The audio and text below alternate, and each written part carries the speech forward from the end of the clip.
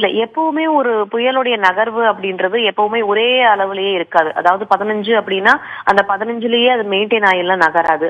அது வந்து பிளக்சுவேட் ஆயிட்டே தான் இருக்கும். ஏற்ற இறக்கத்தோடு தான் இருக்கும். புயலுடைய நகர்வு அப்படின்றது எப்பவுமே ஒரே மாதிரியாக இருக்காது. ஒரு டிராஸ்டிக்கல் சேஞ்ச் இருக்கு. அதாவது 30 கிலோமீட்டர்ல இருந்து 7 கிலோமீட்டர் அப்படின்னு குறையுதுன்னா அது ஒரு மிகப்பெரிய மாற்றம் அப்படின்னு நம்ம எடுத்துக்கலாம்.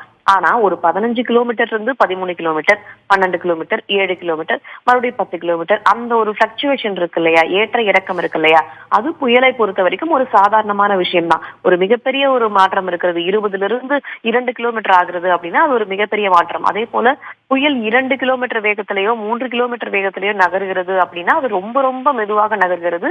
இன்னும் கூட அது ஸ்டாலிங் சினாரியோ என்று சொல்வார்கள். கடற்கரைக்கு அருகே ஒரே இடத்தில் நிலை கொள்ளுதல், ஸ்டேஷனரியா ஒரே இடத்துல இருக்கு அப்படின்னு சொல்லுவாங்க. அந்த மாதிரியான பெரிய மாற்றங்களை நம்ம வானிலை ஆய்வு மையம் அதனால விளக்கத்தோடு சொல்லுவாங்க.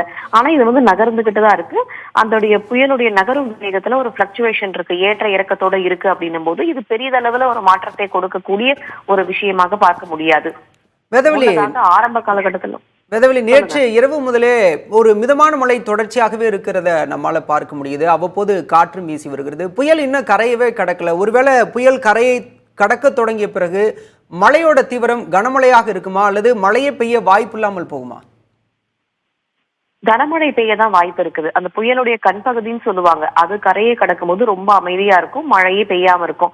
இப்ப வந்து அந்த அவுட்டர் பேண்ட்ஸ் வரும்போது நமக்கு மழையுடைய தீவிரம் படிப்படியாக அதிகரிக்கும். அதோட இன்னர் பேண்ட்ஸ்ல கோர் பேண்ட்ஸ் என்று சொல்லக்கூடிய அடர் மேக குவியல்கள் வரும்போது கரையை கடப்பதற்கு முன்னதாக நமக்கு கனமழை இருக்கும். ஒரு சில இடங்கள்ல அதிக கனமழை இருக்கும். புயலுடைய கண்பகுதி கரையை கடக்கும் போது ரொம்ப அமைதியா இருக்கும்.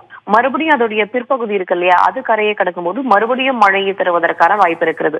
அப்ப புயல் கரையை கடக்க தொடங்கிருச்சு அப்படின்னா மழை இருக்காது அப்படின்னு கிடையாது. ஒரு புயல் நெருங்க நெருங்க அந்த புதுசா ரெயினுடைய அந்த கிளவுட் பேண்ட்ஸை வந்து அடர் மேக குவியல்களை உருவாக்கி நிலப்பகுதியை நோக்கி அதோடைய நகர்வை பொறுத்து தள்ளிக்கிட்டே தான் இருக்கும். அதனால மழை அப்படின்றதும் அதோடைய தீவிரம் அப்படின்றதும் படிப்படியாக புயல் நெருங்க நெருங்க அதிகரிக்குமே தவிர அது குறைவதற்கான வாய்ப்புகள் கிடையாது.